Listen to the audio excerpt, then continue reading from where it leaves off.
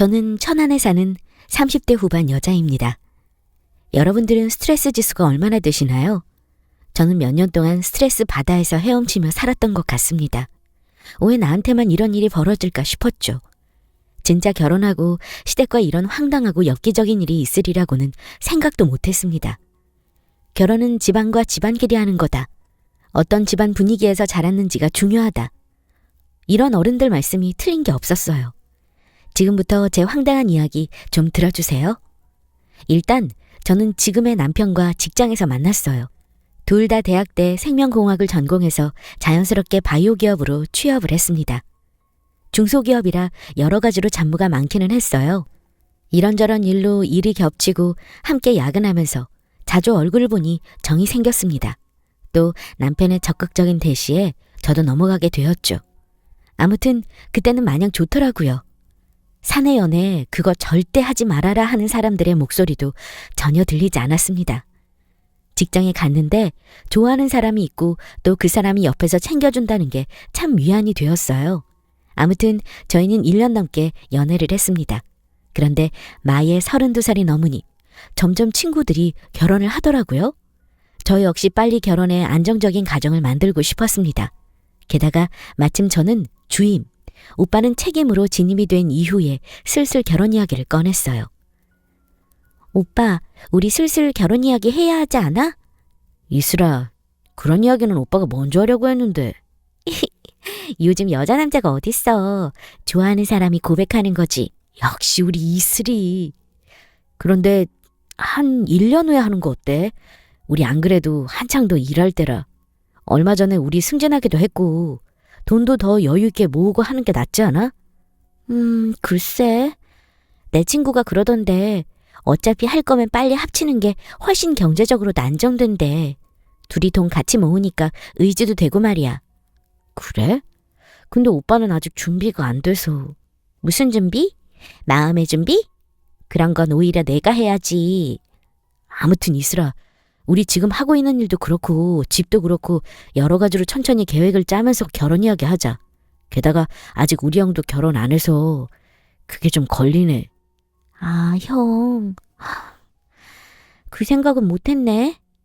근데 요즘 시대는 형제 사이에 그런 순서 크게 안 따지지 않아? 내가 좀 개방적인 건가? 그렇긴 한데 우리 집은 좀 달라.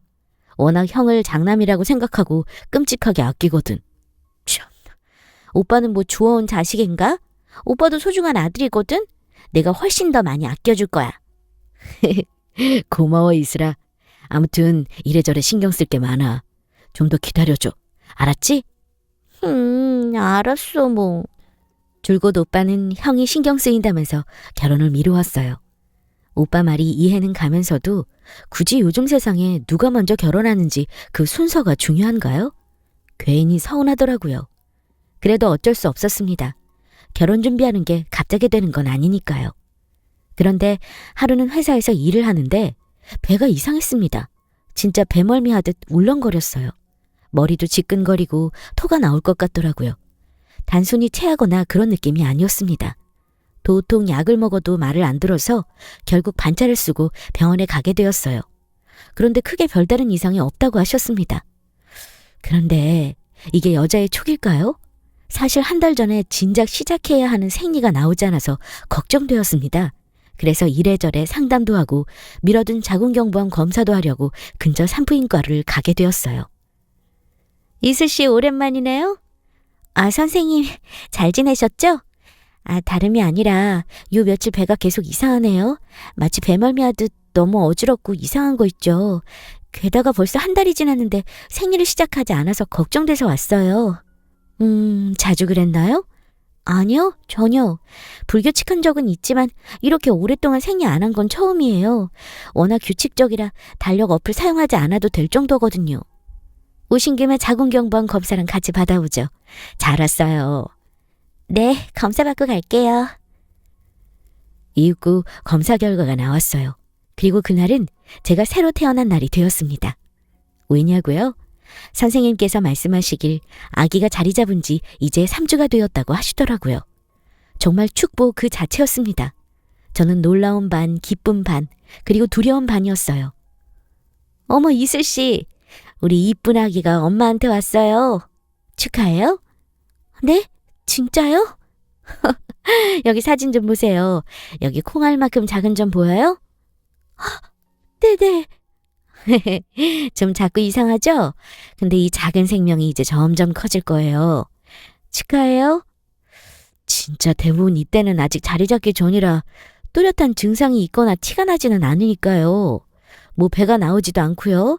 살짝 어지럽고 배멀미 나는 느낌이 오긴 하는데 딱 그때 왔네요. 이제부터는 제대로 관리해야 할 거예요. 이제부터 먹어야 하는 약도 알려줄게요. 그런데 선생님, 당황스럽네요. 게다가 전 아직 미혼이거든요. 이슬 씨 계획이 없으셨던 건가요? 아, 네. 물론 너무 축복이고 감사한 일인데 참 어렵네요. 저는 당장 저녁에 오빠에게 말했습니다. 다행히 오빠도 당황한 기색이 있었지만 마음으로 안아주었어요. 그리고 정말 기뻐했어요. 전 오히려 다행이라는 생각도 들었습니다. 이런저런 핑계로 결혼을 미루는 상황이었는데 그런 우리에게 아이가 찾아와 결혼을 앞당겨준 느낌이었거든요. 다만 미리 엽산도 먹으면서 몸을 만들어야 했는데 느닷없이 찾아온 아이 때문에 우왕좌왕하기는 했습니다. 그래도 저희는 사랑으로 키우기로 결심했죠. 정말 세상을 다 가진 기분이었어요. 당장 서둘러 양가 부모님께 말씀드려야 했습니다. 물론 시대가 많이 변했다고는 하지만 어른들이 모두 보수적이라 정말 걱정이었어요. 오빠네 집에도 이런 일로 첫인사를 가는 게 정말이지 부끄럽고 난감했습니다. 정말 예상 반응은 반반이었어요. 기뻐해 주시거나 아니면 정말 실망하시거나. 그러나 어서 말씀을 드리고 결혼을 서두르기로 했습니다. 다행히 저희 집에서는 엄마가 정말 많이 놀라셨는데 아빠는 오히려 기뻐해 주셨어요. 아빠는 평소 오빠를 사위라고 생각하며 대하셨기 때문에 언젠가는 결혼하겠거니 생각하셨습니다. 엄마도 앞으로 잘 살라고 하시며 연신 걱정하셨지만 이내 곧 인정해 주셨어요. 마음이 정말 편안해졌어요. 결혼도 전에 이런 일이 벌어졌는데도 친정에서 먼저 마음으로 이해해 주시다니 정말 천만다행이었습니다. 그런데 문제는 시댁 쪽이었죠. 가끔 오빠네 집에 놀러 간 적은 있지만 이렇게 본격적인 문제로 간 적은 없었습니다. 또 오빠네 어머님은 워낙 보수적이셨거든요. 오빠는 일찍 아버지를 여의고 어머님 그리고 위에 3살 차이 나는 형 이렇게 세 식구가 살고 있습니다.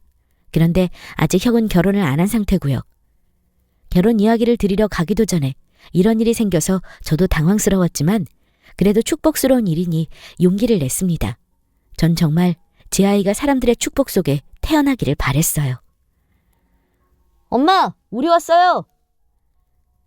분명히 일주일 전부터 인사를 간다고 말씀을 드렸는데 당일 어머님 집에 가보니 불이 꺼져 있었습니다. 걱정스러운 마음에 들어갔어요. 어머님, 계세요? 정말 당황스러웠습니다. 알고 보니 불을 꺼두고 자고 계셨어요. 엄마, 오늘 이슬이 데리고 온다고 했잖아. 뭐 하셔? 뭘 뭐해? 잠깐 잤지. 그래. 왔냐? 아니, 손님이 오는데 이렇게 있으면 어떡해? 오빠가 살짝 격앙된 목소리로 이야기했어요. 저는 분위기를 망치고 싶지 않았습니다. 물론 많이 당황하긴 했지만 그게 중요한 게 아니었어요. 결혼도 하기 전에 아기가 생긴 일을 어떻게 조리 있게 말씀드릴까 온통 그것에 신경이 쓰여 있었습니다. 뭘 새삼스럽게 그러냐 너는? 몇 개월 만에 온 거니까 그렇지. 아유 시끄러워. 어서들 들어와라. 어머님 잘 지내셨어요? 여기요. 별건 아니고 요즘 한절기라 따뜻하게 타드시라고 꿀 좀 사왔어요. 달달한 게 맛있을 거예요. 꿀? 집에 꿀 선물 들어온 거 많은데 요즘에는 꿀이 유행인가 봐? 그런가 봐요. 두고두고 천천히 드세요. 뭘 두고두고 먹어. 이런 거 오래 두면 맛 안 좋아. 차라리 시원한 귤이나 딸기 같은 거나 사오지 그랬니? 상큼하게. 네? 다음에는 과일 종류를 사올게요. 그래 그게 낫지. 엄마 무슨 소리야 그게. 이슬이가 정말 고민해서 사온 거야. 그냥 두셔. 알아 얘. 넌 벌써부터 이슬이 편들지 마. 꼴 사나워. 참 이상했습니다. 저를 이뻐해 주시면서도 묘하게 기분 나쁘게 만드는 특유의 말투가 있으셨어요.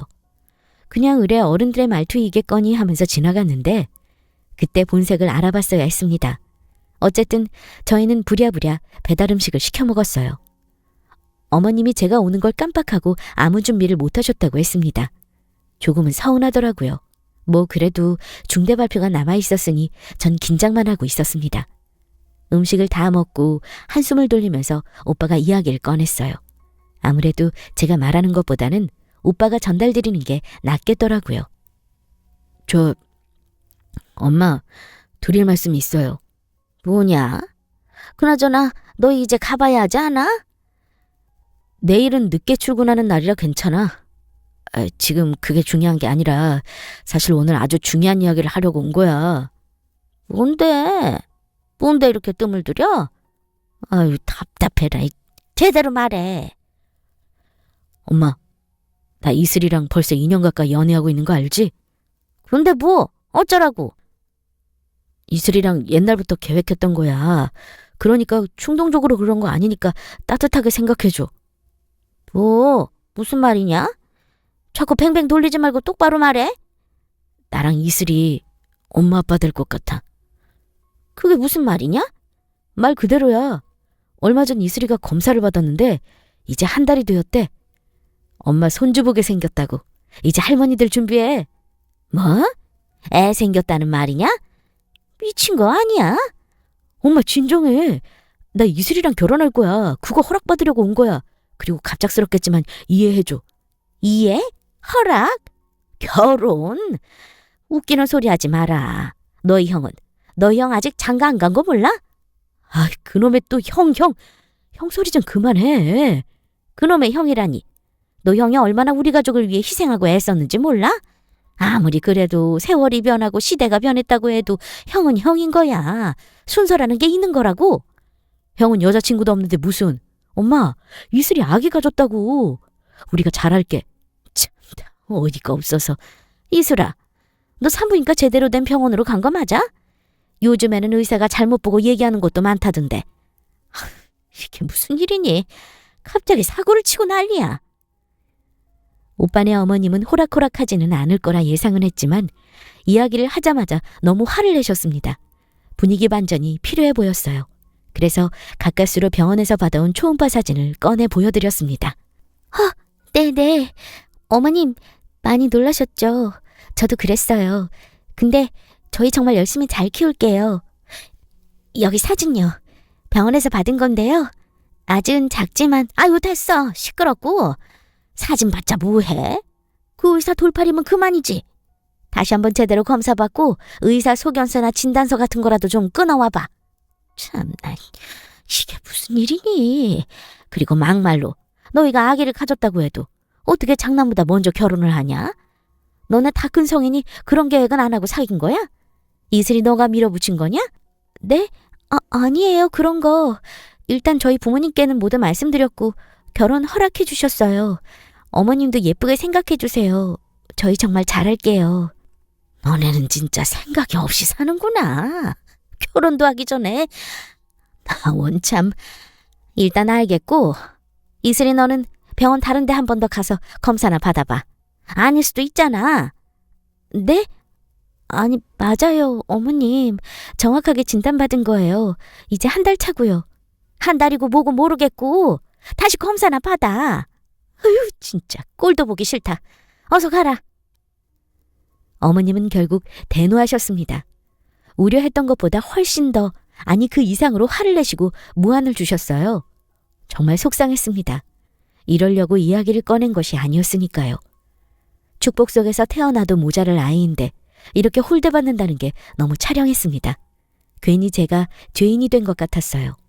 결국 찜찜한 기분을 안고 집에 돌아와 다음날 다시 병원에서 검사를 받았습니다. 그 후에는 여러 가지 검사 자료와 진단서를 보여드리고 나서야 저희 임신 사실을 그제서야 믿으셨습니다. 물론 아이를 인정하거나 결혼을 흔쾌히 허락하신 건 아니었어요. 전 도무지 이해가 되지 않았습니다. 요즘 때가 어느 때인데 결혼하는데 순서를 따질까 싶었죠. 하지만 아이가 생겼으니까 어머님도 어쩔 수 없으셨는지 끝내 결혼 허락은 해주셨습니다. 그것도 울며 겨자 먹기로 말이죠. 기가 막히고 코가 막혔지만 전 아이 태교에 전념을 다해야 했습니다. 게다가 전 갑자기 임신을 하는 바람에 결혼식은 아기를 낳고 나중에 하기로 합의를 보았어요. 결국 결혼식 없이 동거부터 시작하게 되었습니다. 조금 이상하다고 하면 이상한, 비정상적으로 보일 수도 있는 방법이었지만 어쩔 수 없었어요. 배가 조금씩 불러오자 저는 결국 회사를 퇴직하게 되었습니다. 육아휴직을 쓸까 생각했지만 길게 놓고 보았을 때 아기를 낳고 기르려면 이 방법이 최선이라고 생각했어요. 일은 천천히 또 구하면 되니까요. 남편은 중소기업에 다니고 있었고 결혼 당시 시댁에서는 돈 한 푼 보태줄 수 없다고 하셨습니다. 결국 친정아빠가 보증금을 보태주셨고 작은 아파트를 마련해 주셨습니다. 당시 결혼식도 제대로 안 하고 동거부터 하는 거였지만 집 구하느라 고군분투하던 저희를 보시더니 결국 친정아빠가 보다 못해 보증금을 도와주신 거였어요. 정말 그때만 생각하면 너무 죄송하고 지금까지도 감사하고 있습니다. 원래는 친정과 가까운 곳에 집을 얻으려고 했지만 남편 직장 때문에 시댁과 가까운 쪽으로 집을 구하게 되었어요. 조금 불안하기는 했지만 어쩔 수 없었습니다. 그리고 결혼하고 처음으로 시댁 행사에 간 적이 있어요. 그날은 상견례 이후로 처음으로 남편의 형, 그러니까 시아주버님을 만나는 날이었습니다. 대기업을 다니고 계시는 아주버님은 정갈한 얼굴에 낮은 목소리, 그리고 어딘가 차가운 인상을 가진 분이셨어요. 해외 지사로 발령을 받으셨다가 얼마 전에 아예 한국으로 들어오셨습니다. 그래서 특별히 만날 일이 없었습니다. 게다가 결혼식을 한 것도 아니라 만나는 게 애매했죠. 전 아기도 가졌고 이제 빼도 박도 못하게 오빠네 식구라는 생각에 친해지고 싶었습니다. 안녕하세요. 상견례 이후에 처음 뵙네요. 잘 지내셨죠? 재수 씨 안녕하세요. 몸은 괜찮아요? 네네. 이제 시작이죠. 어색한 인사가 끝나고 밥을 한창 먹고 있었어요. 그런데 남편과 형의 대화를 옆에서 듣고 있는데 너무 기분이 나빴습니다. 야, 너 돈도 제대로 모아야겠다. 이제 아기도 생겼는데 어쩌려고 그러냐? 뭐가? 내가 알아서 할게. 이제 한국 아예 들어온 거야? 그렇지 뭐. 역시 해외에서 놀아야 해. 여기는 보너스가 장난이 아니야. 너네는 중소기업이라서 그런 거 없지? 왜 없어? 가끔 명절 상여금 줘. 명절 상여금? 뭐 식비 정도 주겠지. 그걸로 재수 씨랑 아기랑 먹여 살릴 수 있겠냐? 이 형은 얼마 전에 연봉 또 올랐다. 역시 남자는 돈을 잘 벌어야 해. 너도 정신 차려 이거사. 아니면 이직을 하든지. 하긴 지금 너 나이는 받아줄 것도 없긴 하겠다. 아무튼 잘 버텨라. 거기라도 안 버티면 너 받아줄 곳이 어디 있겠냐? 그러니까 형 따라서 외국어 공부 빡세게 하라니까. 자식. 내가 알아서 할게. 일부러 들으려고 들은 건 아니고 거실에 앉아있다 보니 자연스레 듣게 되었어요. 그런데 가만히 보니 아주버님이 남편을 은근히 무시하는 게 아니겠어요? 정말이지 화딱지가 나서 죽는 줄 알았습니다. 착해 빠진 남편은 아무 대꾸도 못하고 그걸 다 앉아서 듣고 있었어요. 정말 속에 천불이 나는 줄 알았습니다. 그렇게 저는 시댁과 삐그덕삐그덕 마치 맞지 않은 태엽을 감는 것처럼 관계를 이어나가고 있었어요. 특히 시어머님은 정말이지 저랑 상극이었습니다. 하루는 시어머님이 저희 신혼집에 반찬을 주시겠다면서 오신 적이 있었어요. 항상 장남, 그놈의 장남 이야기를 하시면서 아주버님 자랑을 하셨거든요. 얘야, 사진 좀 봐라. 어머, 누구예요, 어머님? 이쁘네요. 그치? 어머, 역시 우리 장남은 뭘 하든 똑소리 난다니까. 연애를 도통 안 하길래 걱정했더니만 이런 멋진 여자를 만나려고 그랬나 봐. 변호사래. 텔레비전에도 많이 나오는 유명 로펌이라던데. 아무튼 잘 나가는 여자래. 그래, 우리 장남은 이 정도 여자는 만나줘야지 딱이지. 어머, 아주버님 여자친구세요? 여자친구는 무슨, 곧 결혼할 거야. 꽤 됐어. 결혼 확정 나기 전까지 아무한테도 절대 말하지 말래서 계속 참았지 뭐. 내가 또 장남 말은 잘 듣잖냐. 우와, 어머님 다행이네요. 안 그래도 걱정 많이 하셨잖아요. 이제 아들 농사 다 하셨네요. 그래서 말인데 너희 돈 좀 있니? 네? 돈이요? 갑자기 무슨... 아니, 그쪽 집안이 변호사 집안이래. 예물이며 예단이며. 그리고 그때 들어보니까 호텔 결혼식 정도는 해야 할 것 같아. 하긴 우리 아들 대기업 다니는데 그 정도는 해야 하지 않겠니? 직장 동료들도 올 텐데. 근데 견적을 내보니까 이게 장난이 아니더라. 너희 그 시흥에 빌라 판 거, 그거 아직 전세금 남았지? 그것 좀 보태줄 수 있니? 어차피 우리 가족인데 서로 돕고 살아야 하지 않겠어? 네? 그 돈은 제 것이 아니라 저희 아버지가 보태주신 돈이라서요. 게다가 지금 이 집에 들어오려고 그 빌라 판 거 아시잖아요. 저희도 형편 넉넉지 않아요, 어머님. 돈을 그 정도로 보탤 능력은 없어요. 정말이지 어이가 없어서 눈알이 튀어나올 지경이었어요. 아니 도대체 저희가 왜 그쪽 결혼하는 것까지 돈을 보태야 하나요? 이게 말이 정말 안 되는 일 아닌가요? 게다가 저는 아직 결혼식도 안 하고 아이를 낳기 전인데 돈을 보태주면 좋겠다는 부탁을 한다는 게 이해가 안 갔어요. 제가 딱 잘라 말했으니 망정이지 순간적으로 몇백만 원이라도 빌려줬다가는 절대 갚지 않으실 기세였습니다. 정말 무례했어요. 그리고 그렇게 그 일은 마무리되는 줄 알았습니다. 하지만 그건 착각이었죠. 결혼 전 아주버님 변호사 여자친구분이 시댁에 와서 같이 인사를 한 적이 있었습니다. 반갑습니다. 저는 이이슬이라고 해요. 둘째 며느리예요. 네. 아주버님이랑 곧 결혼하신다고요? 축하드려요. 드레스 너무 잘 어울리실 것 같아요. 식은 몇 월로 잡으셨어요? 글쎄요. 이상하게 말도 짧고 퉁명스럽고 게다가 먼저 절대 말을 거는 스타일이 아니더라고요. 한마디로 재수탱이었습니다. 여자들은 잠깐만 이야기해도 딱 아는 게 있거든요. 눈빛, 그리고 그 대화할 때 티키타카, 그리고 먼저 질문을 하는지. 이런 다양한 걸 보는데 이 변호사 여자는 정말 재수가 없었습니다. 제가 괜히 느끼는 편견이 아니었어요. 누가 봐도 좀 무례한 대화 예절을 가지고 있었습니다. 마음속으로는 벌써 재수탱이라는 별명을 짓고 그래도 전 꾹 참고 대화를 이어나갔어요. 그래도 가족이 될 사람이니 처음이라 낯설어서 그런 거겠지 하고 이해했습니다. 그 후 아주버님과 변호사 재수탱이는 내일 일 때문에 일찍 집에 가고 저희끼리 남아 이야기를 마저 했어요. 그런데 정말 충격이 아닐 수 없었습니다. 어머님은 당당하게 저희에게 돈을 요구하셨어요. 지석아, 너희 돈 좀 있냐? 무슨 돈? 우리 이제 막 시작한 거잖아. 없지 뭐. 왜? 무슨 일 있어? 아니, 너네 형 때문이지 뭐. 아까 봤지? 그 여자가 변호사 집안이래. 우리도 명색이 대기업 다니는 장남. 그 집안에 꿀릴 것 없잖아. 좀 맞춰줘야 하지 않겠어? 식은 뭐 형이 그동안 모은 것도 있고 다 하겠는데 집이 문제네. 요즘 아무리 반반 결혼이라고 해도 집은 남자가 해야 하지 않겠니?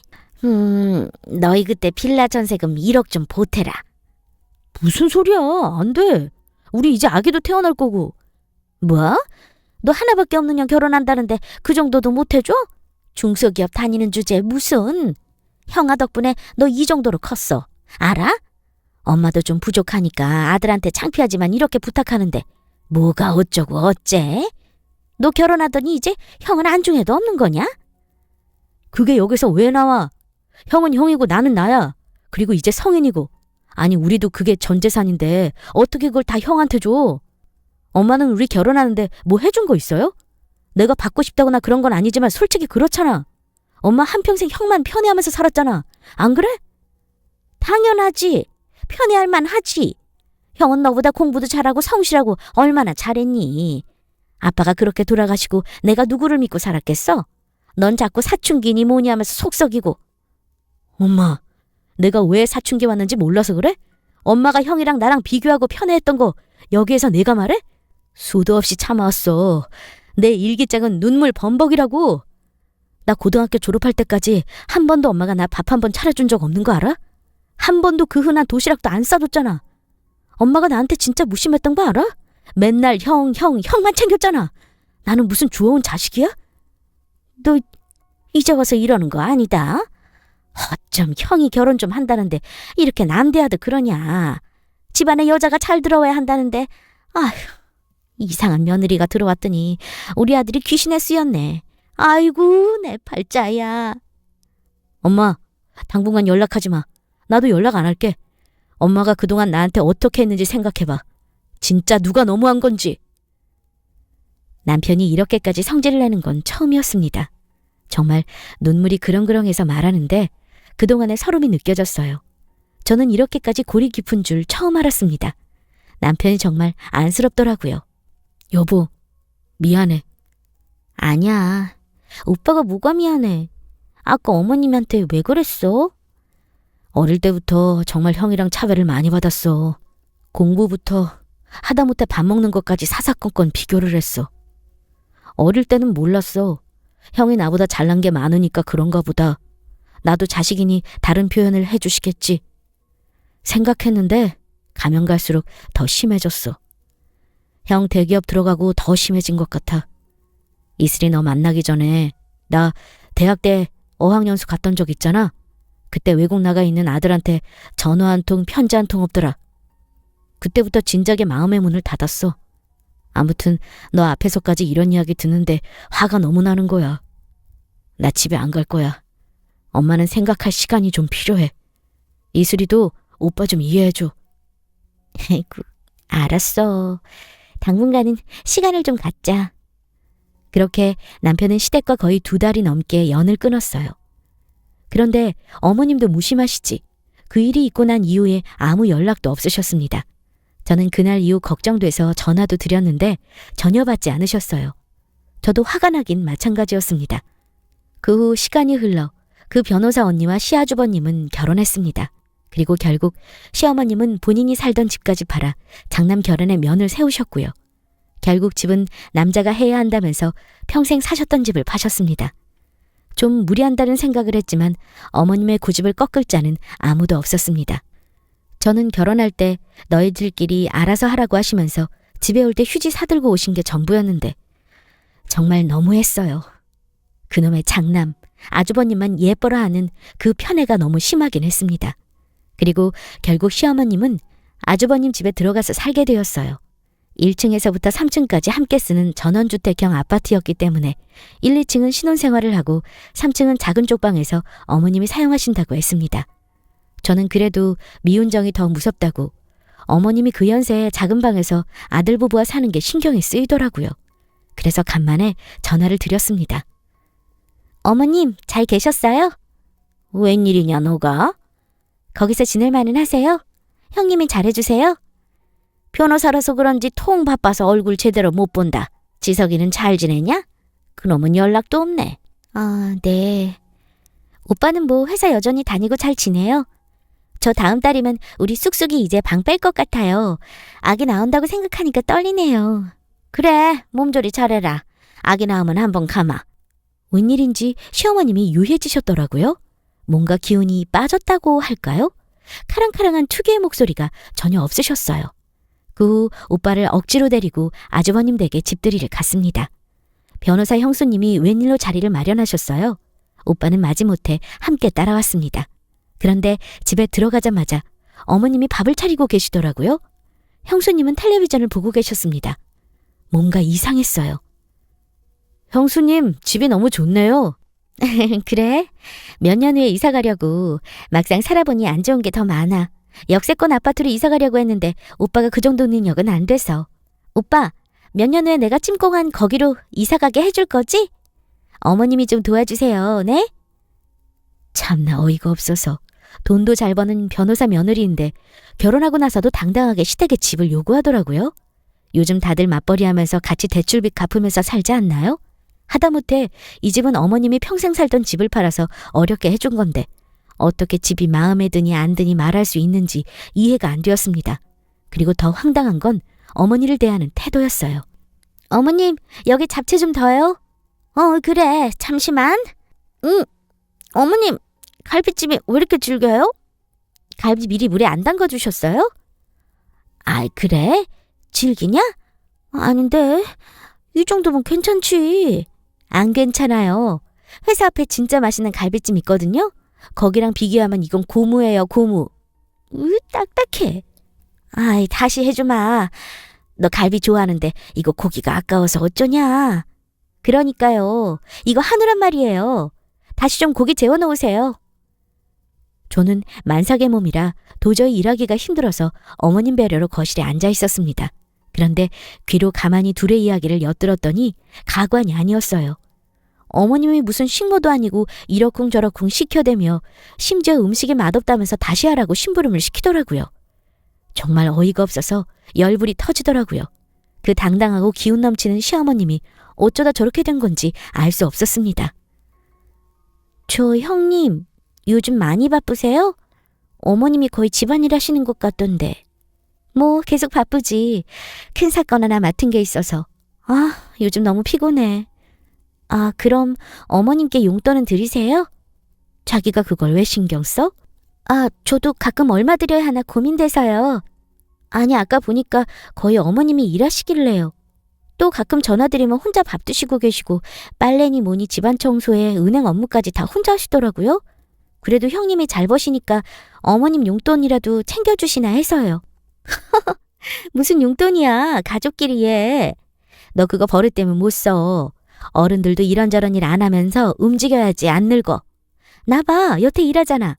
여자는 자고로 일을 해야 돼. 그래야 안 늙어. 자기도 아기 낳고 좀 쉬다가 뭐라도 해. 네네, 그래야죠. 근데 어머님 무릎 안 좋으신 거 아세요? 3층 말고 차라리 1층으로 이번에 옮겨드리는 건 어떠세요? 아까 보니까 계단이 높던데. 자기야, 가만 보니까 요즘 선 넘는다. 그건 내가 알아서 할게. 그리고 1층 화장실 넓은 건 우리가 써야지. 말 그대로 신혼집인데 내가 시어머니 모시고 사는 것도 감지덕지 해야 하는 거 아니야? 어머님은 3층 작은 방에 어울려. 어른들 너무 집 크면 오히려 청소하기도 귀찮아. 그럼 2층 작은 방이라도 드리는 게 낫겠네요. 2층은 지금 손님방으로 비어있잖아요. 야, 내가 알아서 한다니까? 그리고 다 늙은 노인에 뭘 그리 신경 쓰니? 내가 그런 거 하나하나까지 신경 써야 해? 이 꼴랑 작은 집도 겨우 받아 이사 왔는데. 그나마 우리 남편이 대기업 다니면서 잘 나가니까 망정이지. 이 집안 솔직히 뭐 볼 거 있니? 솔직히 까놓고 말해서 우리 둘 다 며느리잖아. 너도 정신 똑바로 차려. 너무 정주지 마. 이 집안 별 볼 일 없는 것 같아. 그냥 우리가 잘 먹고 잘 모으면서 살아야지. 안 그래? 형님, 그게 무슨... 어머님 나이가 벌써 70이셔요. 물론 형님 바쁘시지만 극진히 모시고 살라는 건 아니지만 그래도 집안일을 매번 혼자 다 하시는 건 무리가 있다고 봐요. 아까 보니까 바닥에 주무시는 것 같던데 푹신한 토퍼라도 사드리는 게 낫겠어요. 제가 좋은 토퍼 알아보고 하나 사올게요. 야, 너 진짜 내가 가만히 듣자 하니 내가 무슨 악덕 며느리라도 되는 줄 아니? 토퍼는 무슨... 내가 그 정도 살 돈이 없을까 봐? 우리 잘 벌어. 어머님 그리고 문제 없어. 여태 한 번도 불평 불만 없이 잘만 지내셨어. 오버 떨지 마. 자기야, 나 진짜 화나려고 그래. 네. 기분 나쁘셨다면 죄송해요. 어머님 직접 보니까 마음이 안 좋아서요. 그럼 너희가 어머님 데리고 가. 그럴 형편도 안 되면서 뭐 이래라 저래라야? 재수없게? 기분 묘하게 나쁘네? 그럴 의도는 아니었어요. 오해 마세요. 저희는 다음 달이면 아기가 곧 태어나고 여러 가지로 살림이 빠듯해요. 그런데 형님은 변호사 일도 하시고 형편이 좋으시잖아요. 가끔 어머님 용돈도 드리고 해주세요. 저도 반찬해서 자주 보내드릴게요. 됐어. 우리는 게다가 유기농 반찬만 먹어. 우리 신경 쓰지 말고 너나 잘해. 재수탱이 변호사 형님은 어머님을 위한다고 하면서 묘하게 부려먹는 게 확실했어요. 딱 보니 느낌이 왔습니다. 그러나 제가 어찌할 도리는 없었어요. 그리고 한 달 후, 전 드디어 쑥쑥이를 낳게 되었습니다. 쑥쑥이 이름은 바다라고 짓게 되었어요. 바다처럼 넓고 깊은 사람이 되라는 의미로요. 병원에 웬일로 시어머님과 형수님도 같이 찾아오셨어요. 자기 고생했네? 형수님 오셨어요? 어머님도 오셨나요? 그래, 고생했다. 이름은 바다라고? 지석이랑 같이 지은 거니? 네네. 결혼 전부터 아기 생기면 바다라고 짓고 싶었거든요. 바다? 너무 올드한데 이름이? 누가 요즘 그렇게 이름을 지어? 왜요? 바다처럼 깊고 넓은 사람이 되라는 말이라서 전 좋아요. 아니, 이름처럼 될 수 있으면 뭐 다 좋은 이름 짓게? 또 재수탱이 변호사는 빈정거리기 시작했습니다. 그런데 제왕절개로 배가 너무 아파서 대꾸할 힘조차 없었어요. 그리고 시어머님도 말을 보태셨습니다. 첫째야, 너희도 이제 슬슬 좋은 소식 있어야 하지 않겠니? 여기는 딸이니까 너희는 아들 낳으면 딱 좋겠다. 물론 아기 낳는 걸 강요할 수는 없고 또 절대 강요해서는 안 되지만 누가 봐도 시어머님이 며느리에게 그냥 의뢰하는 말씀이셨어요. 또 형님이 안 그래도 아기 계획이 있다는 말은 익히 들어서 알고 있었습니다. 그런데 벼랑간 시어머님에게 화를 내는 거예요. 아씨, 또 그 소리예요? 제발요 좀. 저 변호사 일 아직 해야 한다고요. 일하는 며느리한테 그런 이야기 하는 거 아니에요, 어머님. 아시겠어요? 뭐? 얘야, 넌 무슨 말을 그렇게 하니? 뭐가요? 어머님이 너무하시죠? 아이씨, 지금 여기 같이 오자고 해서 힘들게 시간 빼서 온 거라고요. 저 이제 가봐야 해요. 아이씨, 너 그게 시어미한테 말버릇이 뭐냐고? 제가 들어도 기분 나빴습니다. 아무리 그래도 어른에게 그렇게 예의를 차리면 안 된다 생각했어요. 아, 형수님, 어머님, 그만하세요. 어머님도 그럴 의도는 아니신 것 같은데 형수님도 좀 오늘 예민하신 것 같고요. 다들 나쁜 의도는 없었으니까. 됐어, 난 이만 갈게. 어머님은 알아서 가세요. 이따 저녁에 오빠랑 저는 간만에 외식 좀 하고 들어갈게요. 저게, 얘야. 어머님은 늘 장남이 최고야 노래 부르셨기 때문에 이 집에 사시는 게 마음이 훨씬 편하시겠거니 하면서 저도 안일하게 생각했어요. 그런데 눈으로 직접 보니 아니더라고요. 그 변호사 재수탱이가 정말 재수탱이었습니다. 기센 시어머님을 누르다 못해 짓밟더라고요. 그런데 좀 통쾌한 마음도 들었어요. 매번 남편을 무시하면서 장남 외치셨던 시어머님이 처음으로 주눅든 모습을 보이셨거든요. 하지만 어머님은 아주버님 집에서 1년이나 더 사셨어요. 그 후 쑥쑥이는 바다가 컸고 첫돌이 어느덧 다가왔습니다. 저 역시 아이 키우고 산후조리 하느라 시간이 어떻게 지나갔는지 모르게 쏜살같이 지나갔습니다. 그리고 정확히 1년 후 역시 우려한 일이 일어나고야 말았습니다. 어느 날 평범하게 아이 이유식을 먹이고 잠시 쉬고 있는데 벼랑간 집에 띵동하는 초인종 소리가 다급하게 울렸어요. 누구세요? 예, 치민아. 나다. 네? 누구세요? 나야, 나. 문 좀 열어라. 얼굴이 헬쓱해진 시어머님은 큰 트렁크짐을 가지고 집에 찾아오셨어요. 정말 깜짝 놀랐습니다. 누가 봐도 집 나온 패션에 누가 봐도 근심이 가득한 얼굴이었습니다. 어머님이 어쩐 일이세요? 물 한 잔만 다오. 어머님, 근데 왜 이리 살이 빠지셨어요? 어디 아프신 데 있으세요? 아니야, 몸이 아픈 건 아니고 이 마음이 아파서 왔다. 네? 이 가방은 또 뭐예요? 집 나오셨어요? 미안하다 얘야. 변호사인지 병기인지 엄청 유세를 떠는데 내가 도저히 못 보겠어서 나와버렸어. 걔가 보통이 아니었어. 형님이요? 어느 정도 예상은 했는데 아주버님은요? 이 사실 아세요? 그놈도 한통속이야. 말할 거 없다. 정말 내가 1년 동안 노예 생활도 이런 노예 생활이 없었어. 기본적으로 하루 삼시세끼를 내가 다 했단다. 게다가 가끔 동네 친구들 좀 보려고 나가려고 하면 그렇게 쌩 난리를 폈어. 코로나 시국에 어딜 나가 돌아다니냐고. 아니 내가 뭐 몇십 명 만나는 것도 아니고 그래봤자 다 해서 4명이야.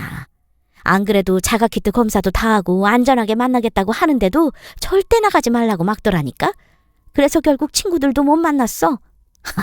그리고 그때 너희들 다 왔을 때 봤겠지만 내가 3층 썼던 거 기억나니? 네네. 안 그래도 무릎 아프신데 3층에서 주무셨잖아요. 거긴 화장실도 없는데 제가 형님한테 2층 손님방 드리는 게 낫지 않겠냐고 말씀드렸는데. 손님방? 참나 웃기네. 거기 손님방이 아니라 자기 친구들 데리고 와서 노는 아지트라나? 그래, 아지트였어. 첫째가 워낙 해외 출장이 잦잖아. 그래서 한 몇 주 해외 나가면 그렇게 친구들을 불러와서 거기 2층에서 술판 벌이면서 놀았다니까. 난 안주 만들어주느라 바빴고 친구들이 변호사 며느리고 돈 잘 버는 며느리 얻었다고 부러워하는데 무슨 가끔 자기 기분 나쁘면 아이씨 하면서 얼마나 욕도 잘하는데 얘가 밖에서랑 안에서 완전 단판이야. 다른 사람이 된다고. 어머님, 말씀하시지 그랬어요. 저도 바다 키우고 산후조리 한다고 바빠서 도통 신경 못 썼네요. 아주버님한테 말씀하시지 그랬어요. 내가 그동안 자식 농사를 잘못한 것 같다. 그동안 내가 뭐가 이씨였는지 우리 지석이 마음 아프게 그놈의 장남하면서 첫째만 싸고 돌았더니만 애가 공부만 잘했지 인성은 바닥이 되었더라고. 내가 이 이야기를 안 해봤겠니? 첫째한테 이야기하니까 뭐라고 하는 줄 아니? 아주버님이 뭐라고 하셔요? 변호사 집안이랑 결혼하는데 그럼 이 정도 대우받는 거 생각 못했냐면서 엄마가 참으라고 하더라. 게다가 내년에 아파트로 이사 갈 거니까 지석이한테 돈 좀 빌려오라고. 참나, 내가 그 소리 듣고 어이가 없어서 이렇게 나왔어. 내가 첫째 장가 보낼 때 면 좀 세워주려고 집에 돈이 없으니까 너네한테 손 좀 벌리려고 했던 건 정말 미안하다. 그때 돈 안 받길 정말 다행이지. 지금 이 늙은 애미 부려먹으면서 이 나이 되도록 동생한테 돈 좀 꿔달라고 말하는 게 형이니? 이게 말이 되니? 내가 잘못 키웠어. 다 내 탓이다, 내 탓. 미안하다, 이슬아. 어머님, 울지 마세요. 탓이 어딨어요. 이윽고 남편이 퇴근하고 왔고 이 사정을 다 듣게 되었습니다. 남편은 당장 형을 찾아가겠다고 난리를 쳤지만 겨우 진정하고 앉았어요. 그 바람에 남편도 시어머님도 서로 그동안 오해했던 부분, 미안했던 부분을 사과하면서 몇십 년 동안 막혀있던 벽을 허물었습니다. 정말 진심으로 마음을 나누면 해결될 일인데 정말 노력하면 안 되는 일이 없더라고요. 저도 코끝이 찡해졌습니다. 어머님, 잘 오셨어요. 저희랑 같이 살아요. 얘야, 됐다. 내가 이러려고 온 건 아니야. 그냥 당장 집 나오니까 갈 곳이 없더라고. 바다도 태어나는데 그게 말이 되니? 월세파 하나 근처에 구해볼게. 그게 낫지. 이렇게 너희들한테까지 민폐 끼칠 수는 없다. 엄마, 그렇게 해. 대신 공짜는 아니야. 우리 바다도 좀 가끔 봐주면서 내가 좋아하는 엄마 제육볶음도 가끔 해주고 지민이 아침잠이 좀 많으니까 깨워주시고 그렇게만 해줘. 같이 살자, 엄마. 뭐? 제육볶음이 월세야? 그런 건 얼마든지 해줄 수 있지. 잘 됐네요, 어머니. 그래요, 저희랑 살아요. 이참에 들어오세요. 바다 때문에 제가 밖에도 못 나가고 또 앞으로 일은 어떻게 하지 싶어서 사실 난감했거든요. 저희가 용돈 드릴게요. 그거 받으시면서 편하게 지내세요. 부족하겠지만 저희도 잘할게요. 미안하다, 이슬아. 진짜. 그리고 고맙다. 그렇게 저희는 눈물의 화해를 했습니다. 마음을 열고 대하니 정말이지 모든 실타래가 술술 잘 풀렸어요. 지금 남편요? 시어머님과 그때 그렇게 눈물의 화해를 하고 아주 잘 지내고 있습니다. 또 확실히 집에 바다가 있으니 활력이 생기더라고요. 아이가 지금은 할미 하면서 할머니를 잘 따르고요. 지금 저는 패션회사 계약직으로 일하고 있어요. 시어머님 덕분에 바다를 맡길 수 있었습니다. 정말 일이 잘 풀려 다행이었어요.